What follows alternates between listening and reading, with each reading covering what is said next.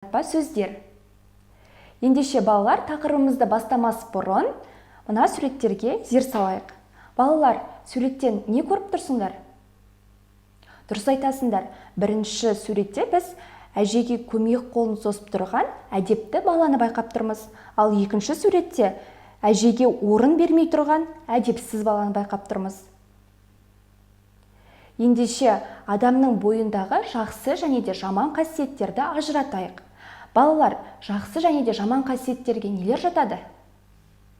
Дұрыс айтасыңдар. Жақсы қасиеттерге сабырлылық, мейірімділік, адалдық, жауапкершілік, еңбекқорлық, әдептілік, байсалдылық және шыншылдық жатады. Ал жаман қасиеттерге сабырсыздық, мейірімсіздік, арамдық, жауапсыздық, жалқаулық, әдепсіздік және шыдамсыздық, өтірік айту жатады. Ендеше балалар, сендер дәл қазір жақсы мен жаманды ажыратуды үйрендіңдер. Ендеше сабағымызға өтейік. Бүгінгі біздің өтетін тақырып қаратпа сөздер.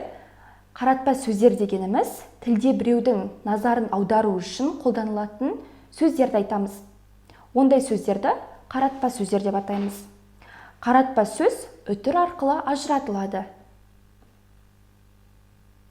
Мысалы, Дана, сен хайуанаттар бағына барасың ба? Балалар, бұл жердегі қаратпа сөзіміз Дана. Яғни, Дана деген есімге қаратып айтып тұр. Марат, үйдесің бе? Я, Марат, мен сені күтіп тұрмын. Көп кешікпе, Марат. Балалар, бұл сөйлемде қаратпа сөзді байқадыңдар ма? Дұрыс айтасыңдар. Бұл жерде қаратпа сөзіміз Марат. Екінші сөйлемде де Марат, және де үшінші сөйлемде де Марат. Яғни бұл жерде Марат сөзін қаратып айтып тұр. Ендеше сендерге тақырып түсінікті болу үшін бірге жаттығу орындайық. Кестедегі сөйлемдерді салыстыр, олардың мазмұнына, тыныс белгілеріне назар аудар делінген. Ендеше сөйлемдерімізге зер салайық. Арайлым, сен кітапханаға бардың ба? Арайлым кітапханаға барды. Балалар, бұл екі сөйлемде қандай айырмашылық бар? Дұрыс айтасыңдар. Біздің бірінші сөйлемімізде қаратпа сөз бар. Бұл жерде арайлым деп қаратып айтып тұр. Ал екінші сөйлеміміз бұл бізде хабарлы сөйлем.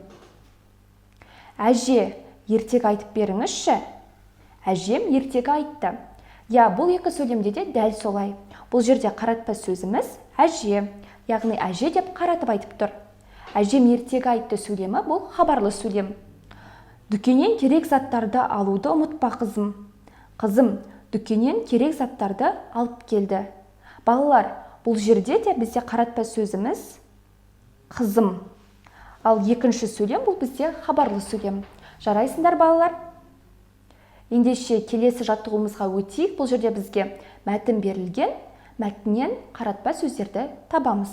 Шырағым, Кәмәш, мына қара сақаудың баласы саған бүлдірген әкеліпті.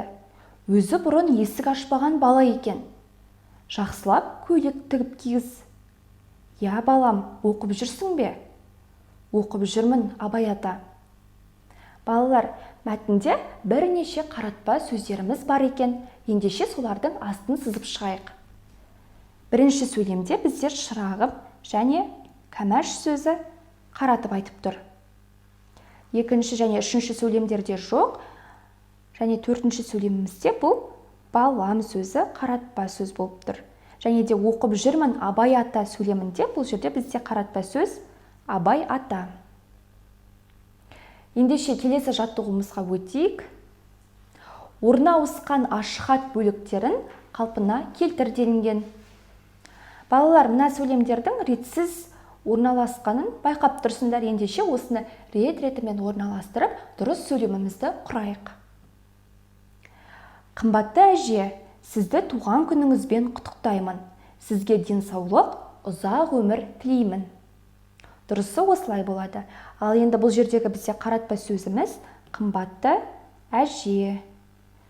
Яғни қымбатты әже деп қаратып айтып тұр.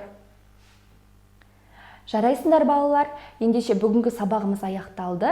Бүгін сендер жақсы мен жаманды ажыратып үйрендіңдер және қаратпа сөздер туралы толық ақпарат алдыңдар. ендеше назар салып тыңдағандарыңа рахмет, сау болыңдар.